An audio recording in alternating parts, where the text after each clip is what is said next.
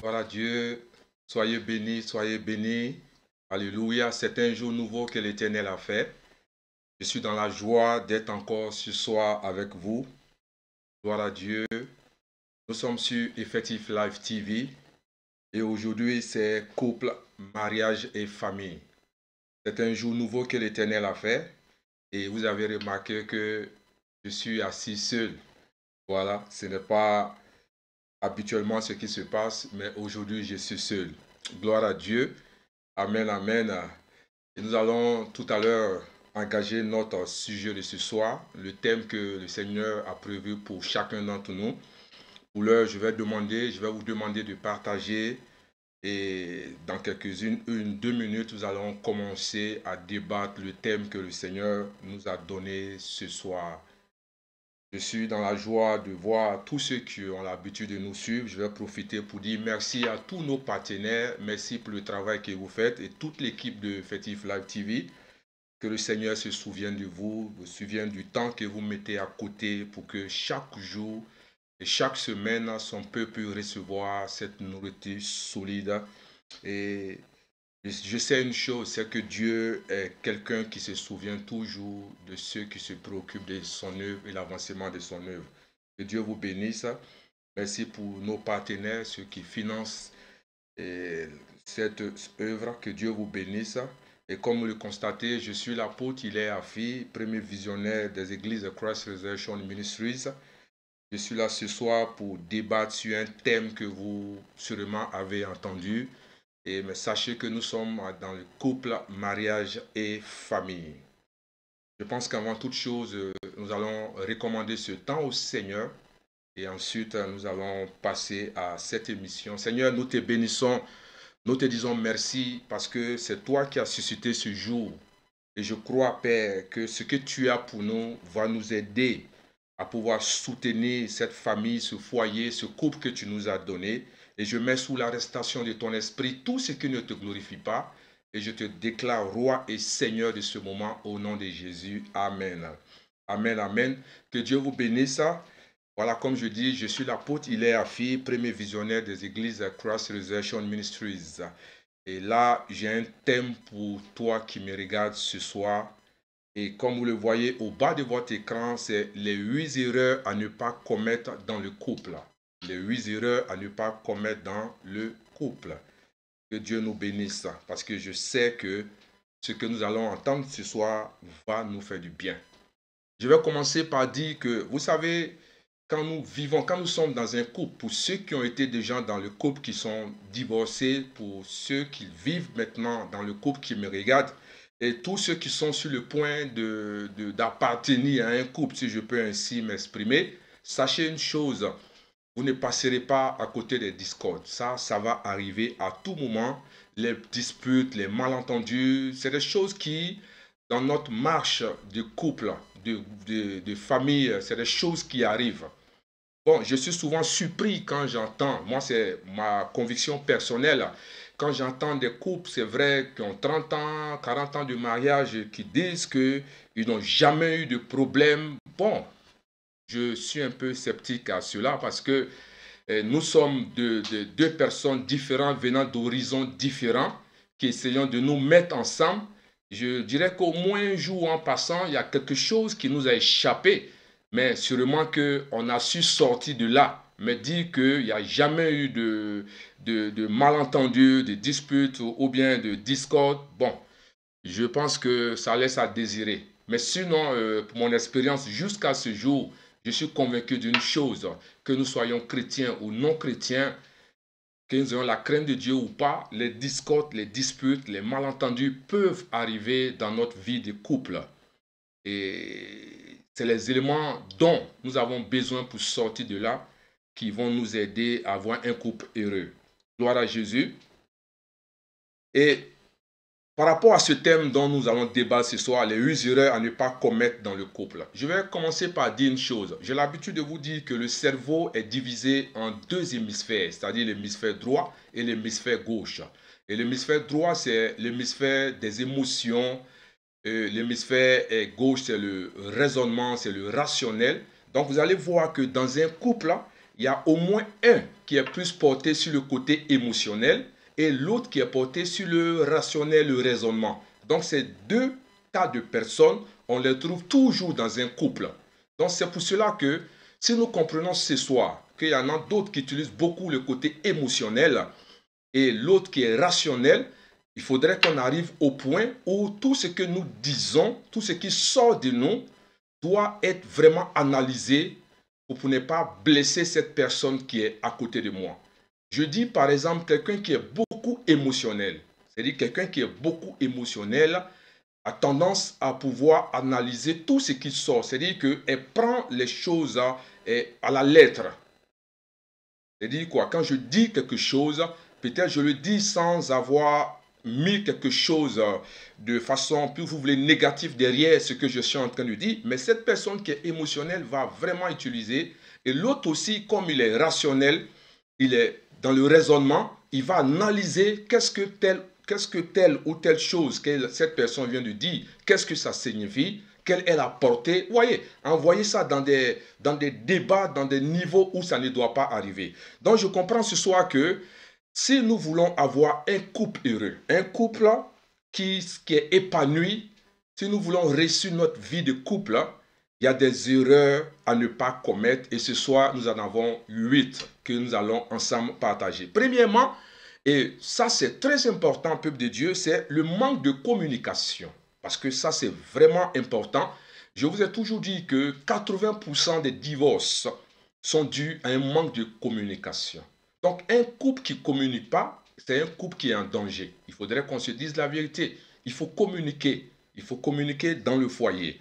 Et vous savez, le fait que quelqu'un est dans un couple qui arrive à exprimer ses sentiments et ces mêmes personnes trouvent des solutions à différents conflits, cela est dû au fait qu'ils communiquent.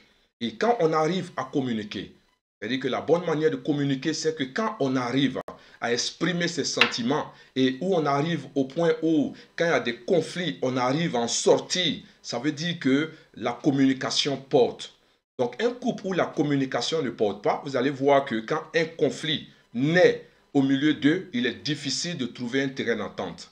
Ça fait un. Et l'autre chose, l'autre partenaire est vraiment... c'est pas facile pour cette personne de pouvoir exprimer ses sentiments. Et dommage, il y a beaucoup de couples qui vivent cela. Et de nos jours, les gens ne font pas d'efforts. Mais je suis venu ce soir pour vous dire que c'est une erreur. Il faut communiquer. C'est très important. Il faut communiquer. Alléluia. Et quand je parle de communication, quelqu'un va me poser la question de savoir, mais pasteur, comment je peux communiquer? Vous savez, il y a une chose, c'est que il y a des gens qui ne savent pas écouter. Non seulement ils ne savent pas parler, ils ne savent pas sortir des choses, mais ils ne savent pas écouter. Et ça, ce n'est pas une bonne communication. Une bonne communication, c'est que quand mon partenaire est en train de parler, je l'écoute. Je l'écoute. Parce qu'il y en a beaucoup que quand le partenaire est en train de parler, beaucoup par exemple, je dirais, quand on leur donne le soin de s'exprimer, quand il y a une situation qui se passe, on laisse par exemple le partenaire ou la partenaire s'exprimer. Mais quand l'autre prend la parole pour pouvoir s'exprimer, du coup, on interrompt, on ne veut pas. Il ne peut pas avoir une bonne communication parce que toi, on t'a laissé le temps de parler, laisse le temps à l'autre aussi de communiquer. Voilà. Et c'est ce qui fait qu'il y a des problèmes. Parce que quelqu'un déjà qui est énervé par rapport à la situation et on lui donne de s'exprimer, plus tout le monde est calme, on l'écoute. C'est vrai qu'elle est peut-être sur le fait de la colère, mais au fur et à mesure, cette colère va commencer à descendre. Mais plus on interrompt, ou pour dire par exemple, c'est pas ce que je lui ai dit, elle est en train de mentir ou il est en train de mentir, ça aggrave encore la situation. Et c'est une erreur à ne pas faire. Donc quand deux personnes sont dans un couple qui ont un conflit, la meilleure des choses, c'est de laisser chacun s'exprimer. Même si ce n'est pas la vérité, mais au moins cette personne s'est vidée et on a le temps en retour de reprendre par exemple ce qu'elle a dit pour dire non, ce que tu as dit ou ce que tu as dit concernant tel ou tel élément, ce n'est pas vrai parce que c'est comme ça, c'est comme ça. Vous comprenez un peu? Et ça, c'est important. Mais l'autre chose aussi, comme je viens de le dire, il faut savoir écouter. Et l'autre chose aussi, il faut savoir sortir ce que tu as réellement dans le cœur, mais tout en faisant attention à ne pas blesser cette personne qui est en face de moi. Il y a des gens qui n'écoutent pas. Il y a des gens, quels que soient les conseils que tu vas leur donner, ils n'écoutent pas parce qu'ils se prennent, tu vois. Vous voyez, l'une des choses que je dis tous les jours, le foyer qui est là, ce n'est pas une histoire d'âge, mais c'est avec l'expérience et, tu vois, et beaucoup de sagesse que nous arrivons à maintenir un foyer. Ce n'est pas une histoire d'âge. Parce que tu peux avoir 50 ans et tu as des problèmes dans le foyer. Ce n'est pas parce que tu n'es pas âgé, non. C'est parce que, en fait, tu n'as pas les clés nécessaires pour pouvoir maintenir ce foyer. Donc, il faut communiquer, peuple de Dieu. C'est très important. Alléluia. Et je veux aussi ajouter, la deuxième des choses que nous pouvons avoir dans le couple, et des choses qu'il ne faut pas faire pour pouvoir, sinon on va avoir des problèmes, c'est de faire attention à nos paroles. Donc tout à l'heure, je parlais de la communication, mais la deuxième des choses, c'est de faire attention à ce que nous disons. Et comme je dis, deux personnes, l'un est rationnel et l'autre est émotionnel. Donc tout ce que nous disons, nous devons faire attention. Qu'est-ce que je veux réellement dire? Parce que quand nous parlons de façon sous-entendue, et que cette personne qui est émotionnelle ne comprend pas, du coup, elle va se sentir soit blessée ou bien elle va mener ça à un autre niveau. Celui qui est rationnel va commencer à analyser pourquoi cette personne dit ceci, pourquoi cette personne fait cela.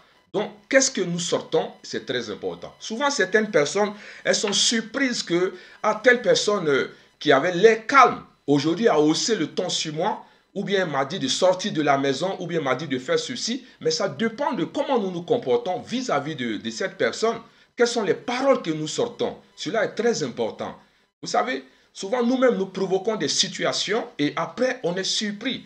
Une personne peut être gentille, une personne peut être calme, mais il va arriver un moment où le vase va déborder par notre comportement ou par notre attitude. Donc il faut faire vraiment attention à tout ce qui est autour. Gloire à Dieu. Que Dieu bénisse tous ceux qui sont en train de partager. Merci pour ce travail que vous êtes en train de faire. Continuons de partager. Invitons des gens pour venir voir ce qui est en train de se passer. Parce qu'il y a des erreurs que nous faisons dans le couple, des erreurs que nous pratiquons qui nous amènent à avoir des problèmes dans notre vie de couple. Et je vais continuer dans ce même élan pour dire que le deuxième élément qui est fait attention à nos paroles, c'est que souvent, certains n'arrivent pas à faire la différence entre une remarque et une critique. Alléluia. Gloire à Dieu. Les gens n'arrivent pas à faire cette remarque, à faire la différence entre ce qui est une remarque et aussi faire des critiques. Je vais vraiment aller doucement pour que ce soit nous comprenons. Quand je fais des remarques ou bien quand je fais les critiques, je dis ce soir 8 erreurs à ne pas commettre. Premièrement, faire une remarque, c'est quoi? Quand je fais une remarque, je suis dans mon couple, je fais une remarque à mon partenaire ou à ma partenaire. Faire une remarque, c'est, écoute-moi bien, toi qui me suis là ce soir, c'est attirer son attention sur quelque chose. Amen. Donc quand je fais une remarque, c'est que j'attire l'attention de mon partenaire sur quelque chose. J'espère que tu as compris.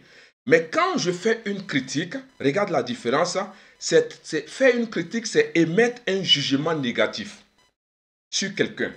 Porter sur quelqu'un un jugement défavorable en faisant ressortir les défauts, les erreurs de cette personne. Donc vous voyez ce soir que quand nous sommes dans le couple, il faut qu'on sache faire la différence entre une remarque et une critique.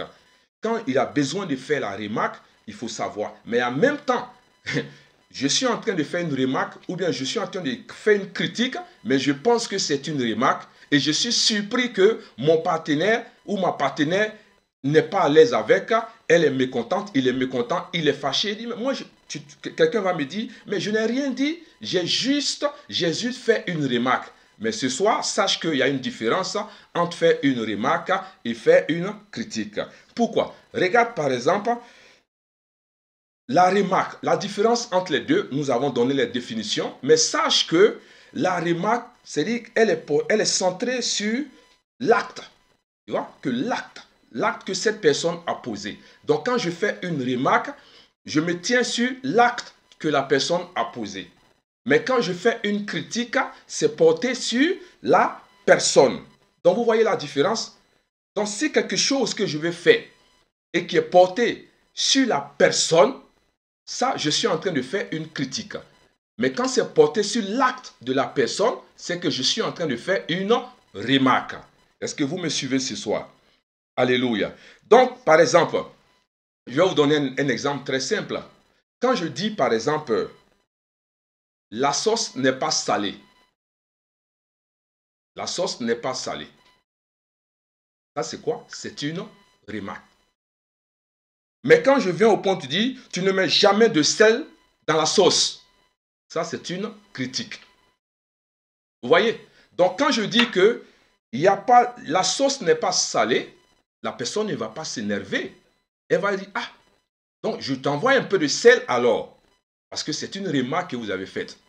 Mais quand je suis au point de dire, tu ne mets jamais de sel dans la sauce, là, je suis en train de faire une critique et souvent, c'est ce qui pousse le partenaire ou le partenaire à hausser le ton, pardon. Et on ne comprend pas pour dire, ah non, c'est une simple remarque. Non, non, ce n'est pas une remarque, c'est une critique.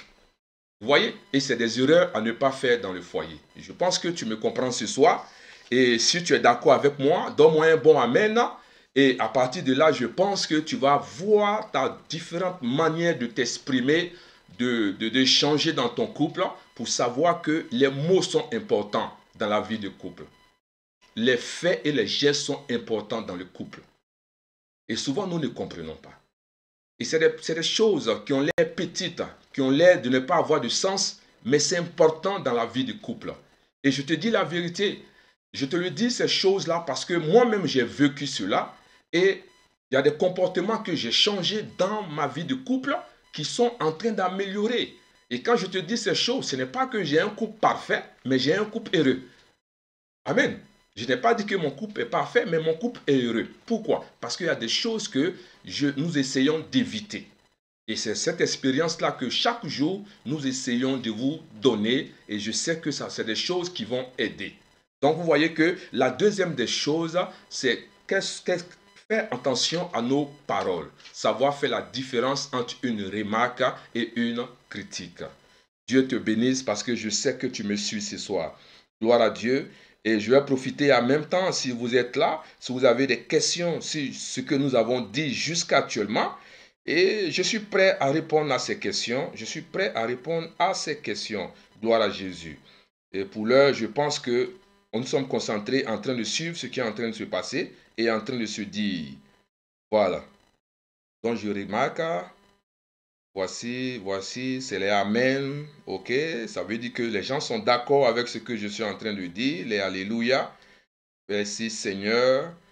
Ok, on s'en va, on continue. Que Dieu vous bénisse. Voilà, donc ce soir, je suis l'apôtre Hilaire Afi. Et nous sommes en train de parler des 8 erreurs à ne pas commettre dans le couple. Continuons de partager. Et nous venons de dire que l'un des problèmes, c'est le manque de communication. Et l'autre problème, c'est faire attention à ce que nous disons, à nos paroles. Les paroles qui sortent de nos bouches, c'est des choses qui sont très importantes. Il faut faire attention. Et le troisième élément qui peut être une erreur quand nous sommes dans la vie de couple, c'est le manque de respect. Le manque de respect. Amen. Parce que vous savez, dans un couple, quand il n'y a pas de respect l'un envers les autres, envers l'autre, ça va envoyer des problèmes. Il faut qu'on se respecte. Ce n'est pas une histoire d'âge. Au contraire, même quand je pense que je suis le plus âgé ou la plus âgée dans le couple, je dois savoir que je dois avoir du respect pour mon partenaire ou ma partenaire. C'est-à-dire, peu importe le niveau d'études ou la vie sociale de la personne, mais aussi longtemps que cette personne est devenue une partie de vous, vous deviez respecter cette personne. Parce qu'il y a des gens qui ne respectent pas. Et vous vous attendez à quoi quand vous ne respectez pas cette personne? Vous voyez des gens même en public qui humilient leur partenaire. C'est-à-dire c'est de part et d'autre.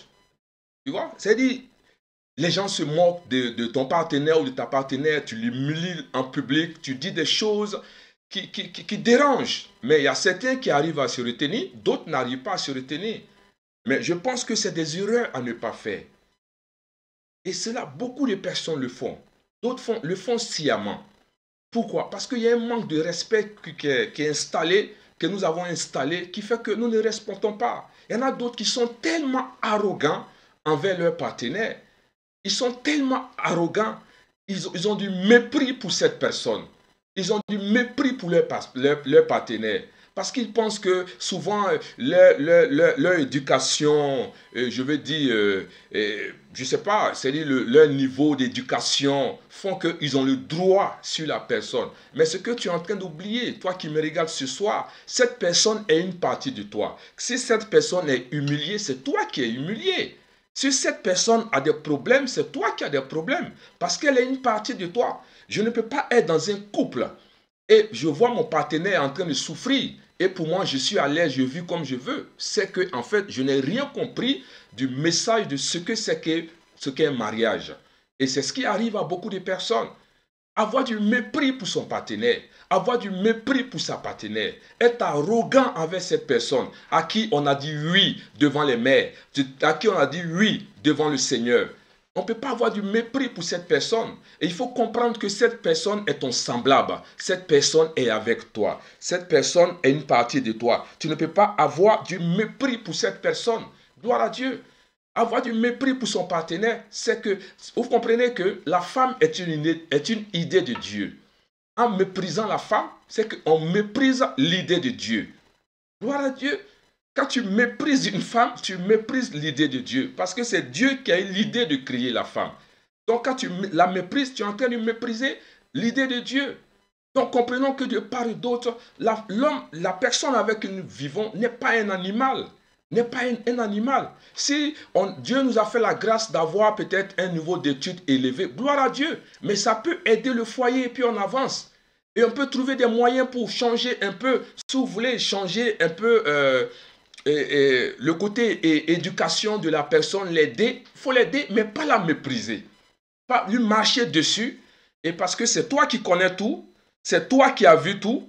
Il y a une certaine fierté qui est engagée en toi. Et vous voyez souvent, l'une des choses que j'ai remarqué, peuple de Dieu, surtout chez les Africains.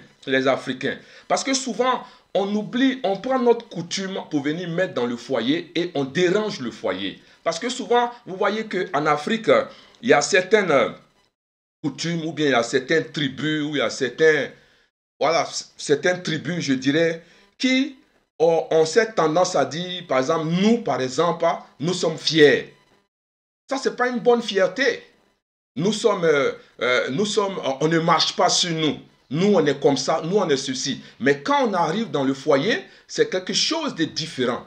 Quand on arrive dans le foyer, c'est des choses qu'il faut considérer, c'est des choses auxquelles nous devons faire attention.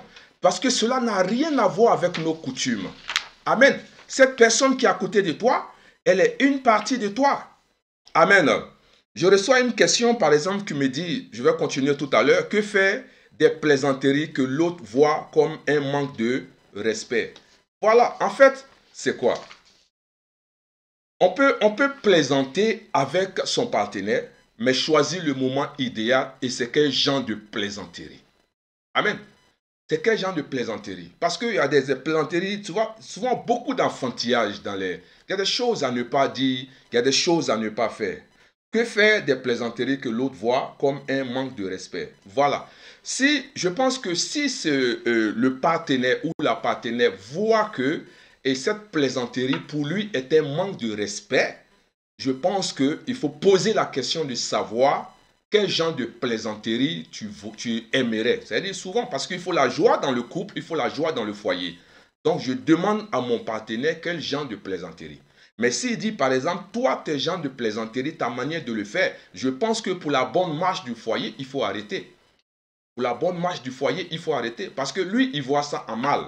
Et toi, tu vois ça en bien. Donc, aussi longtemps qu'il n'y a pas d'équilibre, il faut arrêter, mais trouver quelque chose qui peut nous aider à pouvoir marcher dans un droit chemin et faire les choses ensemble de façon bien. Donc, s'il trouve que ce n'est pas de bonnes plaisanteries, on arrête et on passe à autre chose. Amen, amen. Voilà, donc avant de continuer, je profite pour regarder. Voilà, surtout en Europe, on a l'école à n'importe quel âge. Voilà, ça c'est pour aider. C'est pour aider, comme j'ai dit tout à l'heure, pour quelqu'un qui veut aider son épouse ou son époux. Voici, c'est très bon. Ok, je continue. Respecter les femmes. Ok, voilà, surtout. Ça, c'est de part et d'autre. Hein, c'est de part et d'autre. Il faut aussi respecter le mari. Voilà. Donc, voilà, souvent il y a des plaisanteries qui ne sont pas faites au moment opportun. Ça, c'est vrai. Il faut changer, il faut arrêter. Parce que tout ce que nous voulons, c'est la bonne marche de ce foyer. Donc, quand la plaisanterie n'est pas bonne, il faut arrêter. Donc, je suis en train de parler du manque de respect. Il faudrait qu'on se respecte. Parce qu'il y a des couples où des gens sont trop arrogants. Amen. Et quand tu viens avec cette arrogance-là, ce mépris de cette histoire d'ethnie ou cette histoire de groupe ethnique et tout cela dans le couple, tu vas déranger ton couple. Tu vas déranger. Parce que si tu viens t'asseoir là comme le chef du village et espérant que tout doit être fait pour toi, il ne faut pas t'attendre aussi à certaines choses qui vont t'arriver. Donc il ne faut pas mépriser. Je dis cela parce que beaucoup méprisent leurs partenaires. Beaucoup ne considèrent pas. Parce que la chose que tu ne considères pas, la chose que tu méprises, ne t'attend pas que ceux de dehors puissent accepter et valoriser cela. C'est toi qui dois valoriser ta chose. C'est toi qui dois valoriser ton époux. C'est toi qui dois valoriser ton épouse. Donc si tu as du mépris, il y a un manque de respect, il ne faut pas t'attendre à grand chose. Il va y avoir des problèmes. Quand le mépris s'installe, ça crée une certaine frustration dans le cœur de cette personne. C'est une plaie qui est creusée. Or, quand une plaie est creusée, dis-moi, laisse-moi te dire que la plaie, peu importe si on ne la soigne pas, elle va grossir. Et si elle grossit, ça va s'infecter. Et si elle s'infecte, ça va créer d'autres maladies. Donc, c'est une manière de dire que, au fur et à mesure que nous sommes en train d'installer le manque de respect, le mépris dans notre vie de couple, ne soyons pas surpris. Souvent, je vois des gens dire, mais attends, c'est toi qui me parles comme ça aujourd'hui, mais tu veux qu'elle te parle comment? Tu veux qu'il te parle comment? Parce qu'avant, tu n'étais pas comme ça, mais aujourd'hui, tu es comme ça. C'est normal qu'on te reprenne pour comprendre que ce que tu es en train de faire, ce n'est pas bon. Ce n'est pas un animal, c'est une personne. C'est pour ça que, quand nous lisons dans le livre de Genèse, on avait indiqué les différents pourquoi il fallait se marier. On parle de être semblable à toi. Quelqu'un qui est semblable à toi, tu dois considérer cette personne. Tu dois valoriser cette personne. Amen. Parce qu'il ne faut pas attendre seulement la nuit, te cacher et être avec elle, mais quand tu sors, tu la méprises, tu la calomnies, tu la critiques. Je pense que c'est un élément, c'est une erreur à ne pas commettre. Gloire à Dieu. Amen, amen. Et l'autre chose encore, vous voyez que quand il y a un manque de respect, le fait d'être arrogant, le fait de mépriser son partenaire, vous allez voir que ça va générer, sinon occasionner des conflits qui seront difficiles à régler. Et souvent, on est là, on ne comprend pas. Non, mais moi, je ne comprends pas. Pourquoi elle se comporte comme ça? Ou bien j'ai envoyé des gens même parler avec elle ou bien avec lui. Il ne veut pas comprendre. Mais c'est quelque chose qui est né il y a longtemps. Il y a quelque chose qui existe il y a longtemps. Et on a pratiqué. Et vous voyez, au fur et à mesure, et c'était en train de prendre place et ça a en train de grossir. Et au fur et à mesure que ça grossit, il est difficile un matin de pouvoir nettoyer cela. Ça va prendre le temps que ça va prendre. Donc vous comprenez que c'est une erreur à ne pas faire. Mépriser son partenaire. Gloire à Dieu. Et l'autre chose aussi, il y a des attitudes évasives. Quelqu'un qui est évasif dans le foyer. Vous voyez, vous êtes assis là physiquement, mais en esprit, la personne n'est même pas avec toi. Tu parles même, il ne t'écoute pas ou elle ne t'écoute pas. Il n'y a rien de quelque chose qui fait mal quand tu es dans un couple et puis tu es comme un étranger dans le couple. Tu parles, c'est comme si tu parlais à un étranger. Comment le couple va être heureux? Son esprit est ailleurs. Il ne t'écoute pas ou elle ne t'écoute pas. Tu parles dans le vent. Et il y a beaucoup qui sont comme ça dans le foyer. Comment tu peux espérer que ton foyer va être heureux? Ça ne peut pas être, c'est pas possible. Donc c'est une erreur à ne pas faire. Avoir une attitude évasive. Et puis, quand quelqu'un a cette attitude-là, il faut comprendre une chose. C'est que l'amour qui est entre ces deux personnes est en train de prendre un coup. Et quand l'amour prend un coup, vous savez comment ça finit. Voilà, c'est en ce moment-là que on commence à aller fouiller sur Internet. Amen. Aller voir sur les Facebook, croyant que l'image que nous avons, c'est la personne idéale. C'est des erreurs que nous faisons. Or, c'est des choses qu'on peut rectifier. Qu'est-ce qui fait qu'on est évasif? Qu'est-ce qui fait qu'on n'écoute plus le partenaire ou la partenaire? Qu'est-ce qui fait que ces choses-là sont arrivées? Au lieu de chercher à régler, vous savez, j'ai remarqué une chose, c'est que souvent, quand nous traversons une situation, voyez, et quand nous allons vers quelqu'un pour lui expliquer notre situation, la personne se comporte tellement bien, elle dit tellement de bonnes choses, on a l'impression que c'est le partenaire idéal, ou bien c'est la personne idéale qui peut nous aider. Mais là, c'est une erreur que nous sommes en train de faire. Parce que si jusqu'à actuellement, cette personne-là que tu allais prendre sur Facebook n'est pas mariée, c'est qu'elle a aussi un problème. Elle est soit un problème, ou bien elle traverse aussi des problèmes. Parce que jusqu'à un certain âge, si tu n'es pas marié, il y a un problème. Gloire à Dieu. Donc cette personne ne peut pas être la personne idéale. Et nous prenons cette personne comme la personne idéale. Et nous détruisons ce que nous avons pour aller prendre une inconnue ou bien un inconnu, croyant que c'est l'idéal, parce que nous sommes basés sur le sexe. Et après, on regrette.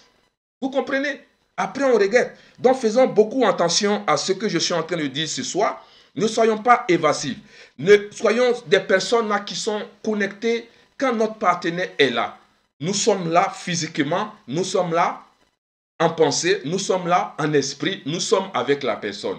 Et si nous continuons d'avoir cette attitude-là, vous allez voir que les problèmes vont commencer à naître au milieu de nous. On va commencer à se diviser. Alléluia. Voilà, quand je parle de cette attitude évasive, ça veut dire quoi? Je vais être un peu plus clair, c'est ce qu'on me demande. C'est que, par exemple, je suis en train d'expliquer quelque chose. Ça peut être soit sur un projet, ou bien sur le comportement de mon partenaire, ou bien quelque chose que nous voulons faire, ou bien quelque chose que les enfants ont fait, ou bien je suis en train de partager quelque chose avec lui comme c'est mon époux. J'échange avec lui, on est en train de communiquer. Mais la personne est là, elle me regarde, ou bien elle est en train de regarder ailleurs, ou bien elle est plongée sur par exemple, son portable. Parce que déjà, ce sont des faits pour te dire que cette personne ne t'écoute pas. Elle est plongée sur son portable, elle est en train de faire autre chose. La preuve en est que souvent, tu lui demandes, mais qu'est-ce que je viens de dire tout à l'heure? Et il te dit, mais, ou bien elle te dit, je ne m'en souviens même pas. Ça veut dire qu'elle ne t'écoutait pas. Tu vois? C'est qu'elle t'écoute, mais elle ne reçoit pas ce que tu es en train de dire. Il t'écoute, mais il ne reçoit pas ce que tu es en train de dire. Est-ce que tu me suis? Et ça, c'est une manière de ne pas considérer ce que tu es en train de dire. Alléluia. Je vais aussi voir, il y a encore, voilà, et bon, il y a des questions. Ça, c'est plus que les hommes, ils sont toujours dans les nuages. Mais si c'est pour regarder le match de football, ça, ou bien causer un ami, voilà, c'est un peu ça, mais ça, c'est de part et d'autre. Voilà. Il y a des gens qui sont, vous voyez que, ils ne considèrent pas. Voilà, c'est-à-dire que qu'est-ce qu'il faut faire quand nous constatons que l'autre ne considère plus. Voilà, que faire quand l'autre ne s'intéresse pas à ce que nous faisons, c'est ça, ou bien nous ressentons. Gloire à Dieu. Voilà, quand on arrive à ce problème, c'est que, comme je viens de le dire, c'est que l'amour est en train de partir. Quelque chose est en train de se briser.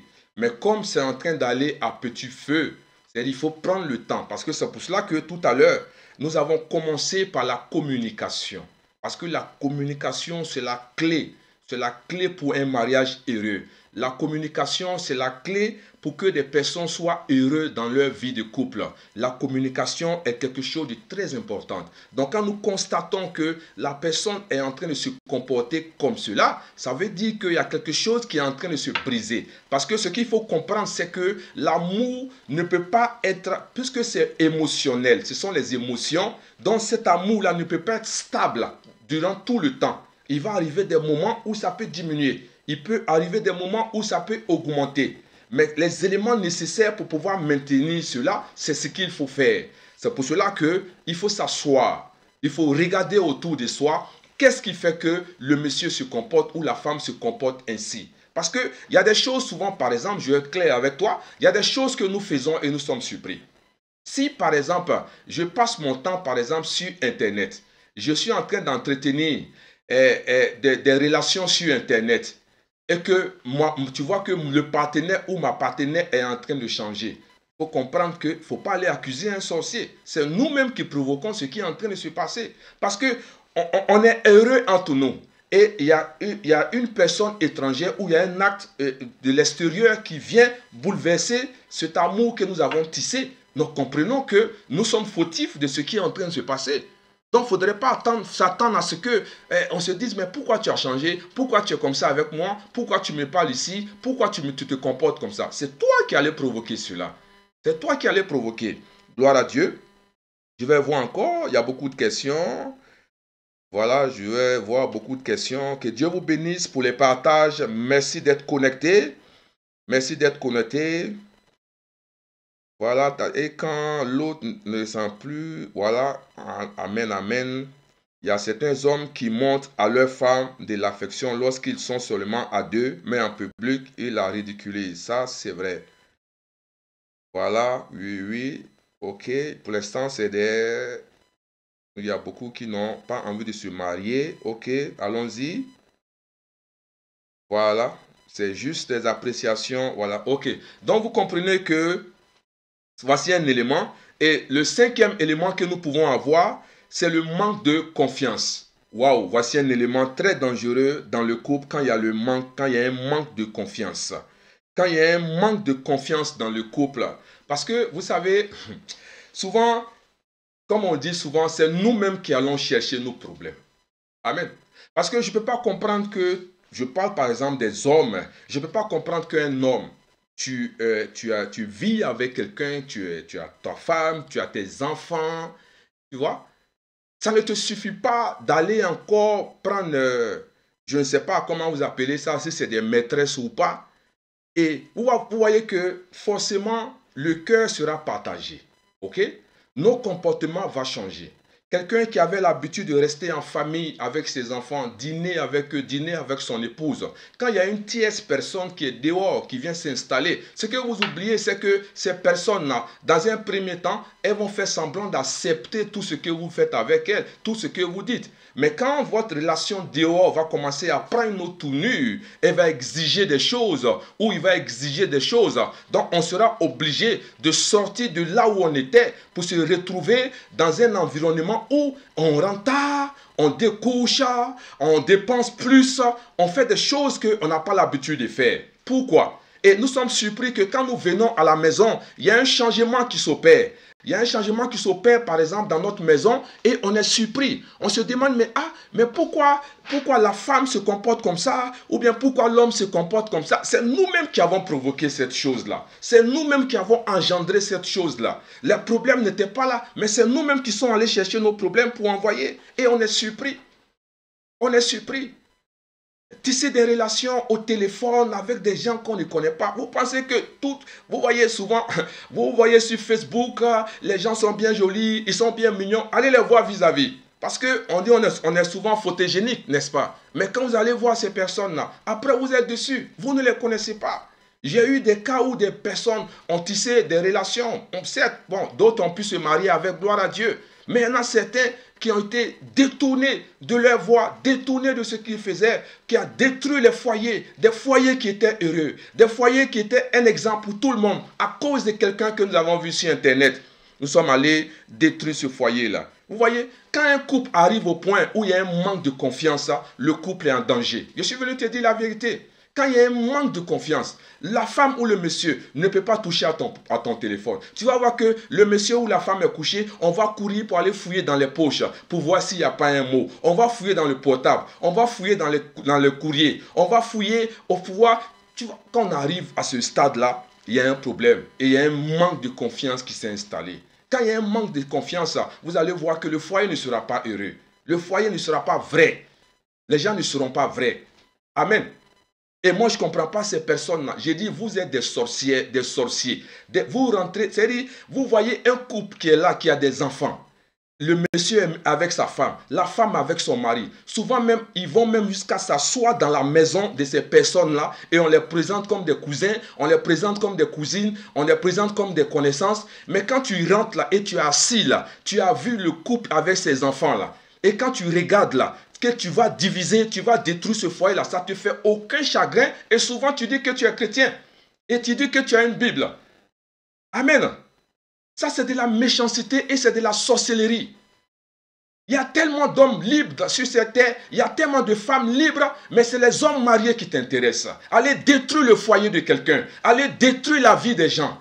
Tu as pensé à ces enfants-là quand tu vas partir avec leur papa. Tu as pensé à ces enfants-là quand tu vas partir avec leur maman. Tu as pensé à ces enfants-là. Et sache que ce que tu es en train de faire, d'autres personnes vont te faire aussi.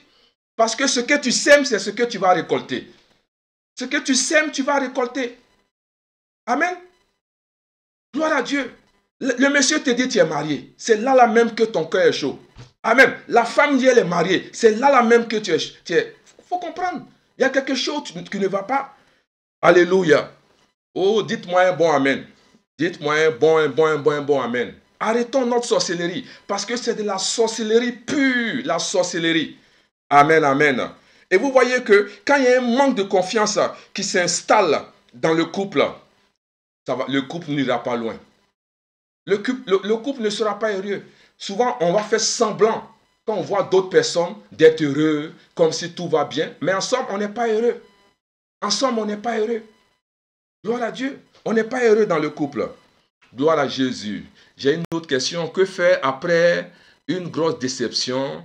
Comment raviver la flamme? Que faire après une déception? Quand on arrive à ce stade, je pense que la seule personne qui peut t'aider, premièrement, c'est le Saint-Esprit. Parce que c'est lui seul qui peut t'aider. Alléluia. Et l'autre chose aussi, il faudrait que celui ou celle qui a posé cet acte reconnaisse ce qu'elle a fait, se repentisse et veuille changer. Parce que quand la personne ne veut pas changer, il n'y a rien qu'on puisse faire. Il faut qu'elle change. Parce que le Saint-Esprit ne peut pas obliger cette personne à changer. Parce qu'il y a des gens qui n'ont pas envie de changer. Et ils trouvent des éléments pour pouvoir se défendre. Tu vas voir même, il y a certains qui vont fouiller dans la Bible. Ils vont aller prendre des versets même qui les intéressent. Tout ça pour se justifier. Ils n'ont pas envie de changer. Quelqu'un qui n'a pas envie de changer, le Saint-Esprit ne peut pas l'aider. Il faut qu'il décide de changer. Donc, pour répondre à la question encore, c'est pour dire qu'il faudrait que cette personne reconnaisse son erreur, qu'elle a fait une erreur, et puis vous repartez encore sur de nouvelles bases. Mais si malgré ça, elle continue, c'est qu'elle n'a pas envie de changer. Et comme je l'ai dit, la seule personne qui peut t'aider, c'est le Saint-Esprit. Alléluia. Je vais encore regarder. Voilà, s'il y a encore des questions. Il y a une autre question qui dit, que faire pour les femmes de Dieu qui détruisent les foyers? Alléluia. Déjà même, c'est la plus. Une femme de Dieu qui détruit un foyer, c'est une sorcière. Ce n'est pas une femme de Dieu. Tu n'es pas de Dieu. Toi qui te dis femme de Dieu ou homme de Dieu, qui détruit un foyer, tu es un sorcier. Tu es un vrai sorcier, tu es une vraie sorcière. Et il ne faut pas prendre les choses de Dieu pour mettre au devant. C'est ça, c'est une manière de blasphémer. Alléluia. Parce que tu ne peux pas avoir l'Esprit de Dieu en toi. Tu vas te dire que tu es homme de Dieu ou femme de Dieu, aller détruire un foyer. Non, tu es un sorcier, tu es une sorcière.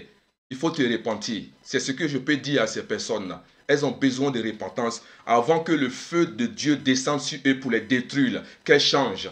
Parce que ce n'est pas une bonne attitude. Et souvent, quand on veut commettre les œuvres de la chair, il ne faudrait pas qu'on mette l'esprit dedans. Il ne faudrait pas qu'on prenne des versets pour se défendre. Il ne faudrait pas qu'on dise des choses pour se défendre. Tu n'es pas de Dieu. Parce qu'un homme de Dieu, une femme de Dieu, tu dois être un exemple. Tu dois être un exemple. Alléluia. parce que ce que tu es en train de donner, c'est ton exemple, ça. C'est-à-dire que tu encourages les gens à faire ce que toi tu fais. Et ce n'est pas un bon exemple. C'est la sorcellerie. Amen. Gloire à Dieu. Merci Seigneur. Ok, il y a encore des questions. Que Dieu bénisse ça. Ça, c'est vrai, tu vas vouloir faire. Ok, gloire à Dieu. Amen, amen. Et je continue. Et j'étais en train de parler de manque de confiance. C'est très dangereux quand il y a un manque de confiance dans le couple. Voilà, c'est-à-dire que quand il y a un manque de confiance, c'est-à-dire que le couple ne sera pas solide. Le couple ne sera pas solide parce qu'à tout vent, ils peuvent se séparer. Même une nouvelle ou bien quelque chose qui n'est pas vrai, qui vient du dehors, peut les déranger, peut les diviser, peut les détruire. Pourquoi? Parce que le couple n'est pas solide. Le couple n'est pas... Il n'y a pas quelque chose qui les tient. Ils n'ont pas de base. Donc, à n'importe quel moment, ils peuvent se séparer. Et ce n'est pas bon. Et voici une erreur à ne pas faire. Il faut s'arranger pour qu'il y ait une certaine confiance dans le couple. Parce que quand un couple... C'est-à-dire, voyez que j'ai connu une histoire, par exemple, où quelqu'un avait commencé à avoir des relations dehors, en dehors de son épouse, à avoir des relations dehors. Mais il avait des connaissances, des gens même qui pouvaient l'aider, tu vois, à augmenter son business, à l'amener à un autre niveau. Mais le comportement qu'il a eu, c'était bizarre. Vous avez vu que, bon, je ne veux pas dire que la femme n'a pas eu de sagesse, mais elle allait jusqu'à aller détruire même les relations de ces personnes-là qui pouvaient aider le monsieur à pouvoir avancer. Bon, il a dû trouver que la femme a détruit. Elle n'a pas détruit. Parce que tout ce qui est arrivé, c'est toi qui l'as provoqué. Parce qu'il faut arriver à comprendre que souvent nous posons des actes et nous sommes surpris. Parce que toi, homme qui ne peut pas te retenir sexuellement, tu es en danger. Tu es en danger. Mais si tu es marié, voici une occasion pour toi. Tu peux commencer le matin jusqu'au soir, tu ne vas déranger personne. Mais si malgré ça, ça ne te suffit pas, et tu es encore allé chercher, tu en as 2, 3 dehors, déjà même le salaire même ne suffit pas pour pouvoir entretenir ce que tu as, tu vas l'encore ajouter. Et tu vas aller mettre ça sous le compte de la coutume, ou bien chez nous, ou bien cela. Tu n'as rien compris. Tu n'as rien compris. Tu n'as rien compris. Vous voyez? Et les gens souffrent aujourd'hui. Ils trouvent que non, ma femme est ceci, mon mari est ceci. Mais ça ne peut pas marcher. Ça ne peut pas marcher. Un mariage, ça ne se vit pas à 3 ou à 4. C'est 2 personnes. On dit l'homme quittera son père et sa mère deviendra une seule chair. Alléluia. Je n'ai pas encore vu de mariage à 3. Je n'ai pas encore vu de mariage à 4. Donc il faut prendre une décision. Donc le manque de confiance, c'est quelque chose sur lequel il faut travailler. C'est les choses sur lesquelles il faut travailler. Amen. Et l'autre chose encore, pour pouvoir aider, c'est que le problème sexuel, c'est des choses, on n'en parle pas à l'église. On ne veut pas en parler. On brosse, on sort de là. Mais c'est un problème. Parce qu'il y a des couples qui ne sont pas heureux sexuellement. Ils ne sont pas heureux. Et je pense que ne faut pas juste rester là à prier. Saint-Esprit vient nous aider. Assieds-toi avec le monsieur et la femme et en parler. Il faut en parler. Il faut discuter de ça. Qu'est-ce qu'il faut faire pour améliorer cela? Qu'est-ce qu'il faut faire? Est-ce que ma manière de faire, ou bien la manière de le faire, est-ce que c'est la bonne manière?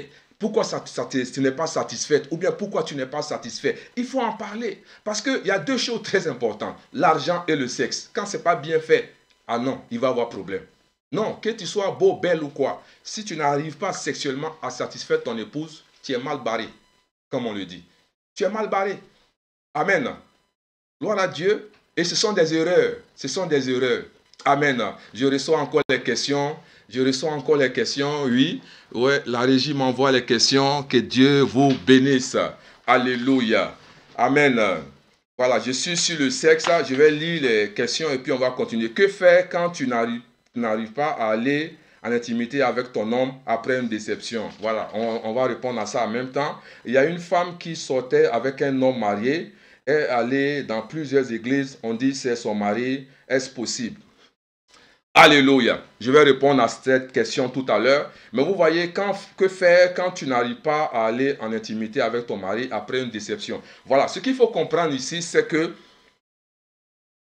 Les relations sexuelles, c'est émotionnel. Ce sont les émotions.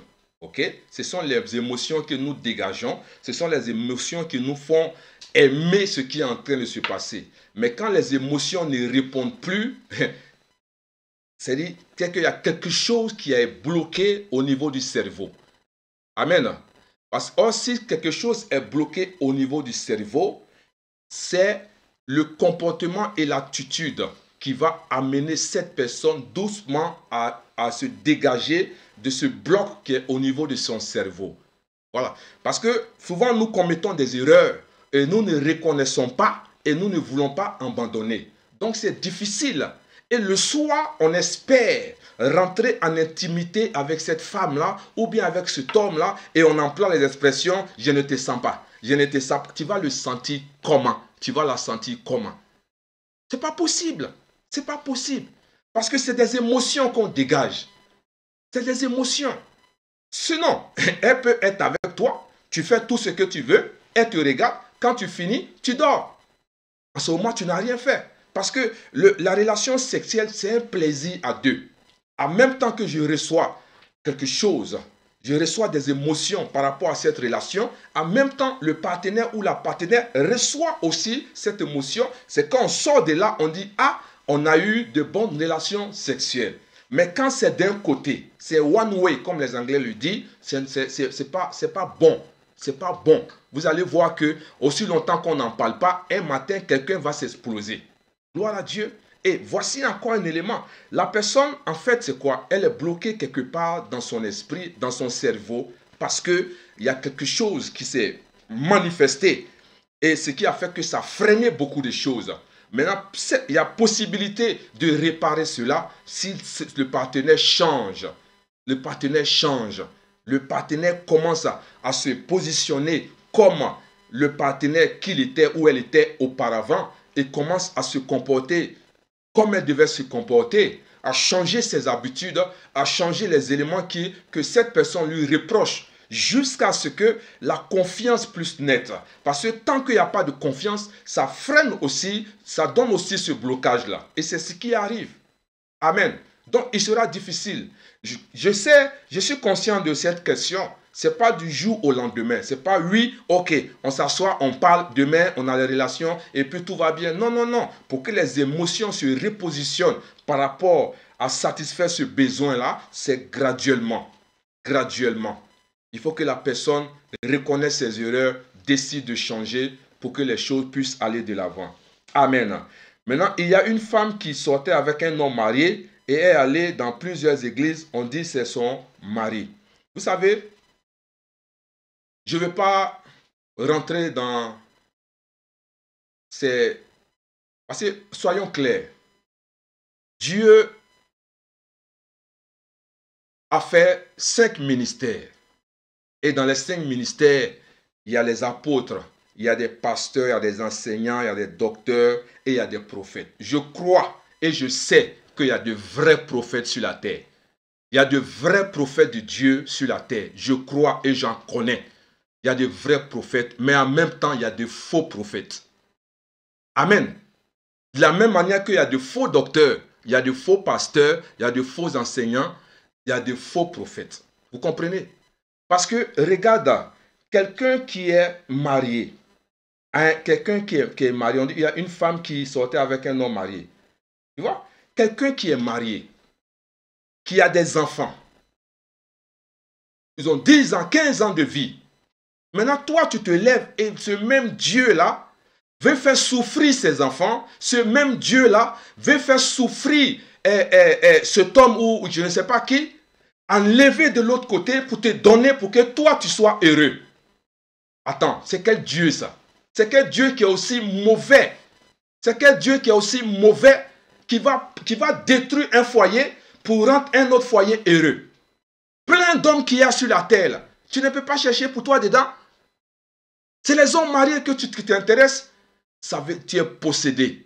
Tu es possédé. Tu as besoin de délivrance. Et celui qui t'a prophétisé aussi a besoin de délivrance. Je te dis la vérité. Vous deux là, vous avez besoin de délivrance. Amen. Quand tu lis ta Bible, le Dieu, il est tellement mauvais qui va détruire le foyer de quelqu'un pour aller te donner, et puis toi tu vas être heureux pendant que les enfants vont souffrir, pendant que le monsieur va souffrir, ou bien pendant que la femme va souffrir. Si ce n'est pas de la sorcellerie, c'est de la sorcellerie. Amen. Tous ceux qui t'encouragent là, aller prendre le mari des gens, c'est des sorciers. Je te dis la vérité. Alléluia. Quelqu'un me dit un bon amen. Alléluia. Tellement d'hommes, non, je connais tellement de personnes qui ne sont pas mariées, qui pleurent, qui jeûnent pour pouvoir se marier. Va prendre un dedans. C'est les hommes mariés qui t'intéressent. Tu vois, quand j'arrive au point où je suis tombé sur des counseling avec des personnes, tous leurs problèmes, non, c'est le monsieur là, il est marié. Oui, mais tu passes ici. Toi, c'est les hommes mariés seulement qui te draguent. C'est les hommes mariés seulement qui te cherchent. Non, tu as un sérieux problème. Alléluia. Je te dis la vérité. Tu as un sérieux problème, tu as besoin de délivrance. Parce que quand tu arrives au point que c'est les hommes mariés seulement qui courent avec toi, après toi, ou bien toi, c'est les femmes mariées, c'est les gens qui sont mariés qui t'intéressent. Ah non, non, non, non, non. Il y a quelque chose qui ne va pas. Amen. Donc je pense que j'ai répondu à cette question. Gloire à Dieu.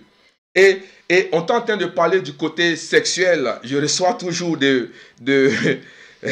peut-être la bague les attire. Non, ce n'est pas la bague, c'est la sorcellerie. Est-ce biblique là, la polygamie? Je ne sais pas. Vous savez, il y a des gens qui ont des sérieux problèmes. Tu vois, vous voyez, ils prennent des choses qui les intéressent ici pour se justifier. Vous voyez, quand nous lisons le livre de la Genèse, le Seigneur nous dit, l'homme quittera son père et sa femme et sa famille et deviendront une seule chair. Bon, quelqu'un qui te dit ces genres de choses-là. Et puis vous oubliez que pendant que tout ce qui est en train de... les choses qui étaient en train de se passer, tu vois, les Juifs, ils vivaient dans leur tradition. C'était dans la tradition. Même au temps de Jésus, c'était la tradition. Gloire à Dieu. Mais quand on rentre dans cette histoire, vous voyez, pour certains, parce que ça y est dans la Bible, donc il faut le faire. Il y a des choses qui sont dans la Bible pour nous instruire. Mais ça ne veut pas dire de le faire. Amen. Il y a des choses qui sont dans la Bible qui nous donnent des exemples. Mais ça ne veut pas dire qu'il faut le faire. Gloire à Dieu. Ce même Dieu l'a dit que il faut quitter son père et sa mère et on deviendra une seule chair. La polygamie, c'est la coutume. Les Juifs étaient dans leur coutume. Frères, sœurs, c'était la coutume.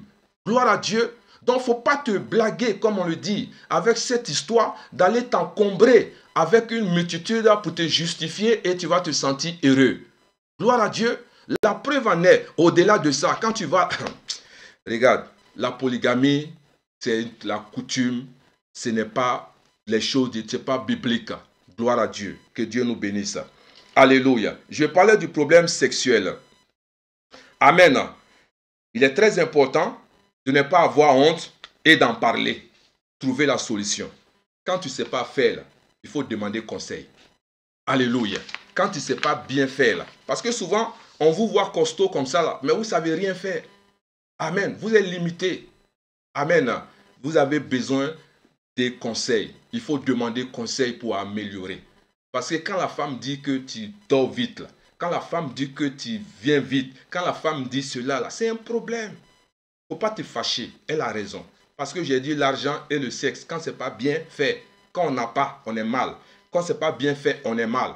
Donc il faut que ça soit réglé. Donc arrange-toi, frère, arrange-toi pour prendre conseil, pour que tu puisses bien faire, pour que le foyer soit heureux. Je dis toujours, si ton foyer n'est pas heureux, regarde, va, tu vas venir, tu ne seras jamais en paix. Amen. Vous voyez, souvent je vois certaines personnes, ils ont des problèmes dans leur foyer, ils sont là, non, mais il faut la laisser. J'ai dit, frère, va régler le problème. Je sais de quoi je suis en train de parler. Va chercher la paix. Non, moi ceci. Mais quand tu les regardes là même, et tu sens même que, sans même qu'ils ne jeûnent, ils sont en train de maigrir. Amen. Parce que quand une femme est assise à la maison, son visage est serré. Il faut monter, tu vas descendre. Tant que tu n'as pas fait la paix, tu ne seras pas heureux. Je te dis la vérité. Et nous, on est conscients de ça. C'est pour cela qu'on te dit d'aller régler ton histoire rapidement. Donc, peuple de Dieu, sexuellement, quand ce n'est pas bon, il faut en parler, il faut regarder dans quelles circonstances on peut améliorer cela pour qu'il y ait la paix, pour qu'il y ait la joie au milieu de nous. Voilà, ça c'est les erreurs. Nous sommes en train de parler de 8 erreurs à ne pas commettre dans le couple. Et la 7e erreur, c'est le fait d'être défensif. Parce qu'il y a trop de personnes qui sont défensives. C'est-à-dire qu'ils ont pris ou bien ils ont pris cette habitude-là. Ça fait que ça donne un blocage à la communication du couple. Ça donne un blocage, on ne peut pas avancer. Tu vois? Et on a tellement développé cela que quand le monsieur ou bien la femme engage net, pouf, on est défensif. On veut se protéger. Et à force d'être défensif, ça fait que on n'arrive pas à prendre le pouls de ce que il ou elle est en train de dire. On a souvent des informations qui sont erronées. Et on dit des choses qui ne nous arrangent pas. Tu vois? Et ce n'est pas bon. Et c'est des erreurs à ne pas faire. Et vous allez voir que la communication ne sera pas fluide. Il n'y a pas quelque chose de bon qui peut sortir de là. Parce qu'on est défensif. On ne veut même pas. Quand la personne commence, on voit le mal, on voit le danger. Donc on est prêt à contrecarrer ce que la personne veut dire. Ce n'est pas bon, peuple de Dieu. Ceux qui me regardent ce soir, c'est un mur que nous sommes en train de mettre au devant. Et ce n'est pas bon pour nous. Gloire à Dieu. Alléluia. Oh, merci Jésus. Est-ce que je peux encore continuer? Voilà. C'est beaucoup de remarques. Je pense qu'ils sont plus captivés que poser des questions. Gloire à Dieu. Il y a encore une question. On me dit quoi? Que faire quand l'homme aime trop le sexe? Gloire à Jésus. Il faut le dire d'équilibrer. Alléluia. Il faut le dire d'équilibrer si l'homme aime trop le sexe. Voilà. C'est-à-dire que ce n'est pas une machine aussi qui est là. Gloire à Dieu. Il faut équilibrer. Vous voyez, je vous dis des choses là. Ma Bible est là. Hein? Ma Bible est là. Voilà. Mais c'est des choses qui sont concrètes. C'est la vérité. Tu vois? Et on est là, on prie. Et sexuellement, on souffre à la maison. Il faut dire à l'homme d'équilibrer. Voilà. Il faut lui dire d'équilibrer doucement. Parce que je ne suis pas habitué à ce système-là. Je ne suis pas habitué à ça. Tu vois? Donc, il faut équilibrer. Il y a beaucoup de choses, tu vois. Il y a beaucoup de choses à faire quand nous sommes dans le lit avec nos époux. Ce n'est pas juste jumper, on finit, on dort. Non, il y a beaucoup de choses. On parle, on se touche, on a des câlins, il y a tout cela. Donc, il faut pratiquer cela. Gloire à Dieu. Et quand on arrive à ce stade-là, on n'est plus dans la Bible. Voilà, on est réel parce que ce sont des émotions. Que Dieu bénisse ceux qui sont en train de poser ces questions. Gloire à Dieu. Et aussi, il y a des gens qui disent que Dieu a institué quoi? Le rapport social pour se multiplier, faire des enfants. Voilà, pas pour des plaisirs personnels.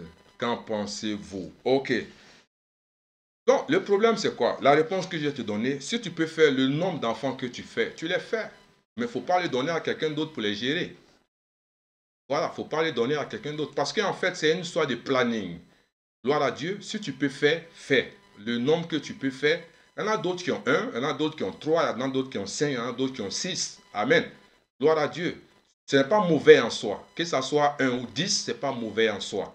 Mais si tu peux les gérer, tu peux gérer la famille, tu peux gérer la tribu, tu peux gérer la communauté. C'est ce qu'il faut faire.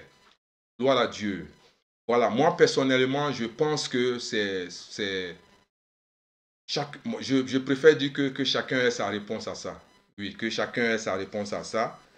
Voilà. Parce que se multiplier, il faut avoir beaucoup de sagesse. Parce que soyez féconds. La fécondité que Dieu parle, ce n'est pas juste sur le plan des enfants. C'est-à-dire que c'est un thème vraiment large. Ça contient beaucoup de choses. On peut être fécond en intelligence.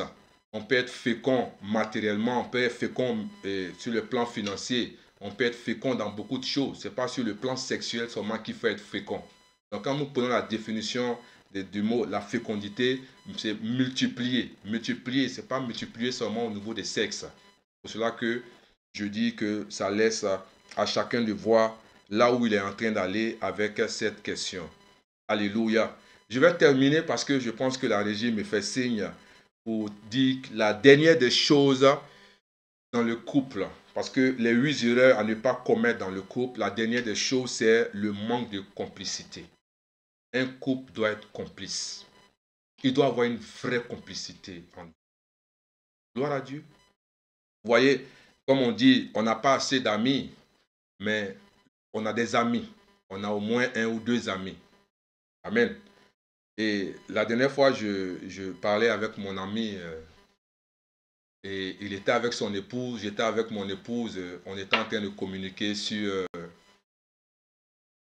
voilà, au téléphone. Et vous voyez que ça fait plaisir de voir ce genre de choses, voir une complicité entre un couple. Et j'étais content quand sa femme, par exemple, il m'a donné ce témoignage, par exemple, hier. Il faut porter ceci, il faut porter ceci, il faut faire ceci, il faut faire cela. Non, là au moins, c'est comme ça, ils vont bien te voir, ceci. Quand il me donnait ce témoignage, j'étais content. Il dit, voilà une complicité dans le couple. Il dit, quand ton mari s'en va peut-être à un rendez-vous, ton mari ou ton épouse a une mission de télévision, ton mari ou ton épouse a ceci, le premier ami, avant que l'ami que nous avons puisse nous donner aussi des conseils, le meilleur ami, c'est ton épouse, c'est ton époux. Parce que quand on va regarder cet homme ou cette femme en train de bien parler, en train de bien se comporter, en train d'avancer dans la vie, c'est toi qui avances dans la vie. Là, il n'y a pas de jalousie en fait. Tu vois? Donc c'est ton meilleur ami. Ton meilleur ami doit être ton épouse. Ton meilleur ami doit être ton époux. Au-delà de votre ami que vous avez. Gloire à Dieu. Donc je vais encourager les couples qui me regardent ce soir. Cultiver vous voyez, cette relation de complicité entre vous. Voilà. Il y a des couples qui ne rigolent pas. Ils sont trop sérieux. Amen. Il ne peut même pas rigoler. On rigole un peu, le monsieur est fâché. On rigole un peu, la femme. Il faut rigoler un peu. Les gens sont stressés. Même dans le confinement, les gens sont stressés. Il faut rigoler un peu. Il faut te relâcher. Hein? Je me rappelle, mon épouse me disait dans ces 2 jours-là, mais tu es trop sérieux. Amen. Il faut rigoler un peu. Il faut qu'il y ait une complicité. Tu vois? Il dit, tu es là. J'ai l'une de mes filles qui m'avait offert un boubou venant du Maroc. Je porte le boubou, mon épouse me regarde, elle rigole, parce qu'elle ne m'a jamais vu dans le boubou. Elle rigole, elle se moque. Tu vois, il faut ça dans le couple. Elle tire mon boubou par-ci, par-là, mon précieux boubou que ma fille m'a donné. Vous comprenez un peu? Une manière de dire qu'il faut rigoler. Il faut qu'il y ait une complicité. Amen. Je vous dis ces choses pour dire que quand le pasteur dépose sa Bible, il a une famille avec laquelle il s'amuse et tout ça, il rigole. Hein? La meilleure amie, c'est ton partenaire. Donc il faut cultiver cette complicité, s'il te plaît. Tu vas voir que ça va te faire du bien. Voilà.